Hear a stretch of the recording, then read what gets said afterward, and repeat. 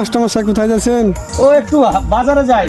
তোমার কাকিমা তো আগে বলেছে হাট করেছি, বাজার করেছি, কিন্তু কিছু শাক কিনে আনি। তার জন্য কি বকান দিল যে বাজারে যাও, তো বাজারে কিছু শাক কিনে এসো। তাই যাচ্ছি, একটু শাক পাইকি দেখি। কিরে তোরা সব এসছিস? কি শাক আছে আজ তোর এখানে? অল্প কটা শাক। কি শাক রে বাবু? কচু শাক আছে, ডাঁটা আছে। এটা কি? এটা চিটা শাক। চিটাই তোর কাকিমা নেবে না রে বকবে। চিটাই নেবো না, আরো আছে। না নেবো না।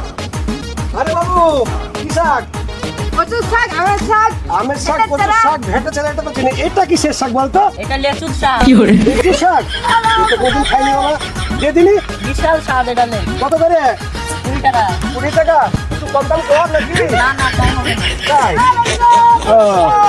তা দে, খানিকটা দে। ये सब क्या देखना पड़ रहा है? আরে ভূত ভূত ভূত ভূত ভূত ভূত ভূত ভূত।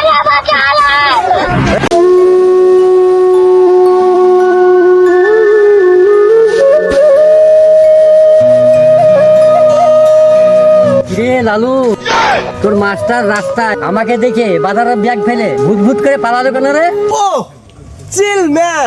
এক সপ্তাহ স্কুল যায়নি, তাই স্যার জিজ্ঞেস করেছিল যে স্কুল কিসের লাগে আসেনি।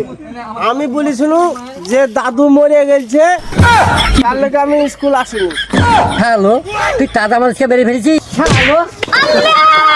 ওরে বাবা!